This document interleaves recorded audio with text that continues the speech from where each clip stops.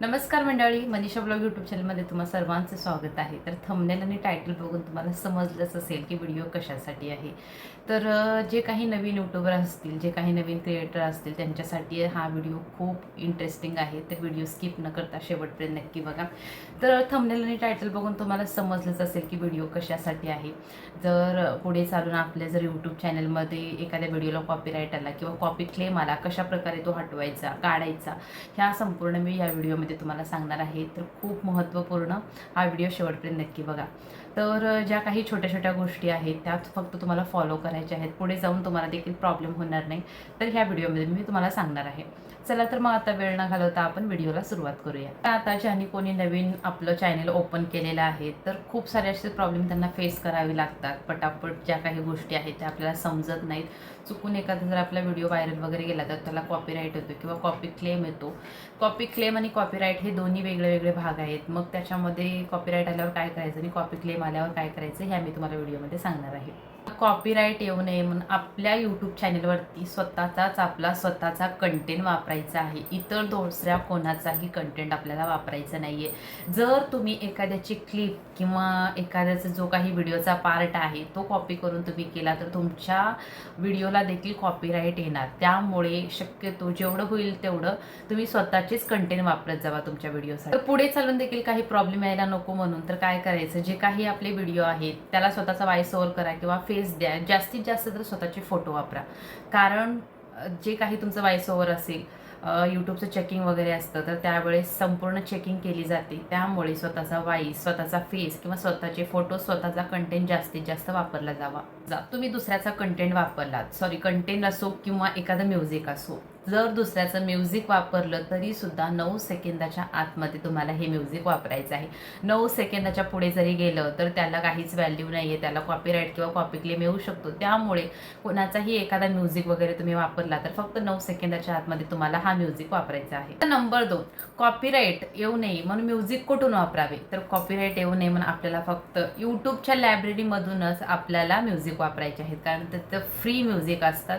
त्यामुळे पुढे चलून जरी तुमचा एखादा व्हिडिओ व्हायरल गेला तर शक्यता, कारण जास्तीत जास्त तर जर तुम्ही फ्री म्युझिक वापरला तर त्याला कॉपीराईट येण्याची शक्यता खूप. तर हे फ्री म्युझिक मिळतात कुठे, तर यूट्यूबच्या ऑडिओ लायब्ररीमध्ये तुम्हाला हे फ्री म्युझिक मिळतात. कोणताही तुमचा एखादा व्हिडिओ असेल तर तुम्ही तो म्युझिक वापरून तुमचा व्हिडिओ अपलोड करू शकता.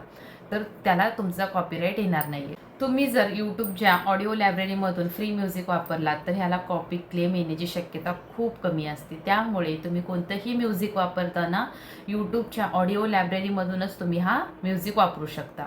तर आता समजा तुम्ही एखाद्याच्या व्हिडिओचा जो काही पार्ट आहे, ज्याची काही क्लिप्स आहेत, जर तुम्ही वापरली तर ती कॉपी केली तर त्याला कॉपीराईट येऊ नये म्हणून आपल्याला काय करायचं आहे. जर तुम्ही एखादा छोटासा पार्ट त्यांचा वापरला तरी त्याला झूम करायचे किंवा क्रॉप करायचे किंवा ब्लर करायचे, म्हणजे कॉपीराईट येणार नाही. आणि किंवा टेक्स्ट वगैरे लावू शकता. पण जास्तीत जास्त स्वतःचा कंटेंट वापरलेला खूप चांगलं असतं.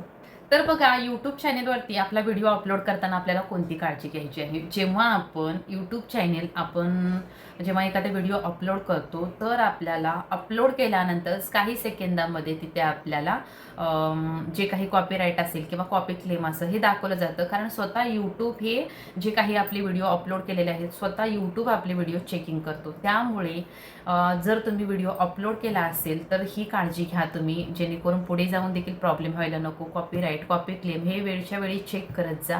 YT स्टुडिओमध्ये देखील तुम्हाला समजतं की YT स्टुडिओबद्दलचा जर तुम्हाला व्हिडिओ हवा असेल तर मी तुम्हाला तो देखील तुमच्यासोबत शेअर करणार आहे. तर जेव्हा YT स्टुडिओमध्ये दाखवलं जातं की कॉपीराईट किंवा कॉपी क्लेम हे जेव्हा व्हिडिओच्या अगोदर दाखवतं, व्हिडिओ चेकिंगच्या वेळेस, तर तो व्हिडिओ ग्राह्य धरला जाणार नाही. तर आता समजा एखाद्या व्हिडिओला कॉपीराईट क्लेम आला तर काय करायचं. एखाद्या व्हिडिओला कॉपीराईट क्लेम आला तर सिम्पली तुम्हाला काय करायचं आहे, आपल्या यूट्यूब ऑडिओ लायब्ररीमध्ये जायचं आहे. ज्या आपण व्हिडिओला जो काही म्युझिक वापरलेला होता तो म्युझिक काढून टाकायचा आहे आणि फ्री म्युझिक तुम्हाला तिथे लावायचं. कॉपी क्लेम हा वेगळा भाग झाला. सिम्पली तुम्हाला काय करायचं आहे, कॉपी क्लेम आला तर म्युझिक जे काही आहे ते चेंज करायचे आहे आणि आपल्याला व्हिडिओ ठेवून द्यायचा आहे. त्याने काहीच प्रॉब्लेम येणार नाही. पण जेव्हा कॉपीराईट येतो तेव्हा आपल्याला तो व्हिडिओ डिलीट करावा लागतो. कारण तो दुसऱ्याचा कंटेंट आपण वापरलेला असतो, त्यामुळे तो व्हिडिओ ग्राह्य धरला जाणार नाही आणि तो व्हिडिओ आपल्याला डिलीट करावा लागतो. त्यामुळे शक्यतो जास्तीत जास्त होईल तेवढं स्वतःचे कंटेंट वापरा. कोणाचाही कंटेंट तुम्ही कॉपी करू नका.